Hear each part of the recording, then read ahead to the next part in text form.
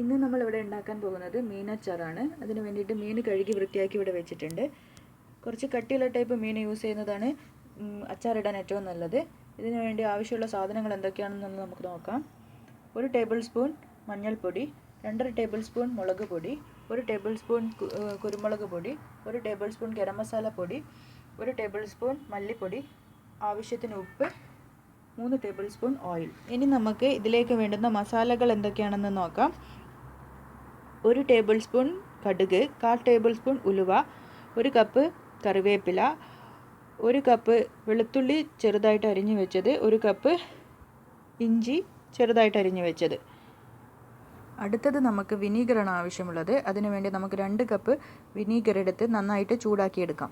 2 cup vinegar നമ്മളൊരു തിളപ്പിക്കാൻ പോവുകയാണ്. നന്നായിട്ട് തിളക്കണം. നന്നായി തിളച്ച് ആറിയതിന് ശേഷം മാത്രമേ ഇത് യൂസ് ചെയ്യാൻ പാടുള്ളൂ.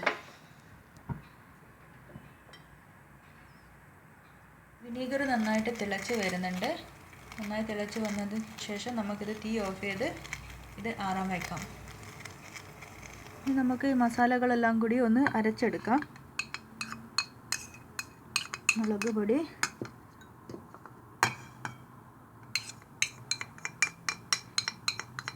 കുരുമുളക് പൊടി, ഗരം മസാല പൊടി. ഇതിലേക്ക് 1 കപ്പ് വിനീഗർ നമുക്ക് ഒഴിക്കാം.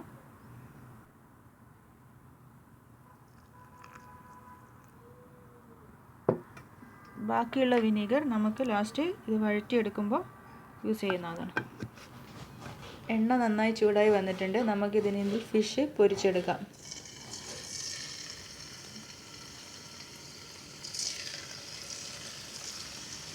ഫിഷ് നന്നായി പൊരിഞ്ഞാൽ മാത്രമേ അച്ചാർ കേടാവാതെ കിട്ടത്തുള്ളൂ. നന്നായിട്ട് നമുക്ക് ഇത് എണ്ണയിൽ പൊരിച്ചെടുക്കാം.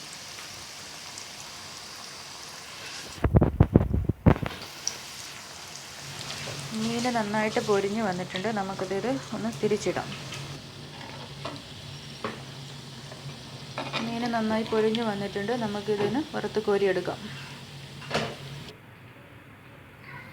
ഇനി നമുക്ക് ഈ മസാല എല്ലാം കൂടി ഒന്ന് മിക്സ് ചെയ്യാം.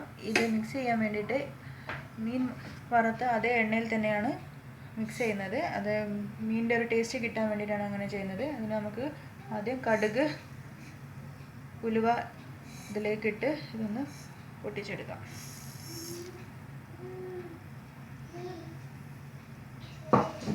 മസാലകളൊക്കെ മിക്സിയിൽ അരച്ചെടുത്തിട്ടുണ്ട്. ഇനി നമുക്ക് ഇത് എണ്ണയിലിട്ട് എല്ലാം കൂടി ഒന്ന് മിക്സ് ചെയ്തെടുക്കാം. നമുക്ക് ഇതിലേക്ക് ഫ്രൈ ചെയ്ത് വെച്ചിരിക്കുന്ന ഫിഷ് എല്ലാം ഇടാം.